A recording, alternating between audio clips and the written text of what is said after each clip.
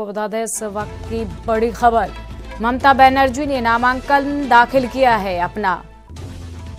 भवानीपुर से ममता बनर्जी ने अपना नामांकन दाखिल किया है। आपको बता दें इस वक्त की अहम जानकारी, ममता बनर्जी भवानीपुर से चुनाव लड़ रही हैं। ममता बनर्जी ने नामांकन किया है दाखिल। भवानीपुर से ममता बनर्जी का नामांकन दाखिल हुआ है।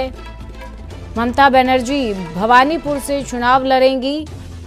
इस वक्त की अहम जानकारी, ममता बनर्जी ने नामांकन दाखिल किया है अपना। भवानीपुर से ममता बनर्जी ने नामांकन दाखिल किया है।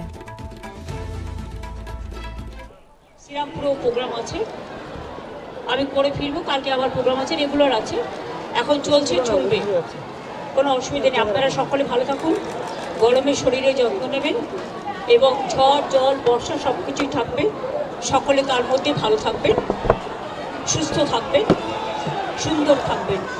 সকলের জন্য অনেক অনেক শুভনন্দন, শুভ কামনা। আমি মনে দুঃখ নিয়ে করছি, কারণ এত নাম বাদ গিয়েছে মানুষের। আমরা এখনো বলবো এটা সুপ্রিম কোর্টেরই অর্ডার ছিল।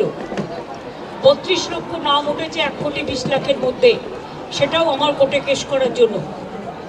বাদ বাকি 58 লাখ খোলাই হয়নি, তার মধ্যে কিছু বাদ হতে পারে যারা ডুপ্লিকেট ভোটার বা মৃত ভোটার।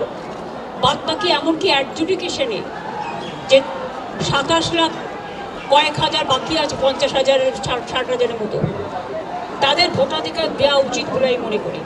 পরে নাম তুলে কী হবে, তারা তো ভোটটা দিতে পারবে না। সুতরাং এটা তো সুপ্রিম কোর্টেরই অর্ডার ছিল, যারা অ্যাডজুডিকেশন আছে তারা জেনুইন ভোটার এবং তাদের ভোটটা তোলা উচিত। এটা সুপ্রিম কোর্টই বলেছিল যে তারা ট্রিব্যুনালে বাদবাকি লোকেরা যাবে এবং ট্রিব্যুনালে সেটেলড হবে। তাহলে ফ্রোজেন করে দেওয়ার মানেটা কি, এটা আমার মাথায় ঢুকছে না। আমরা এটা নিয়ে আবার যাব।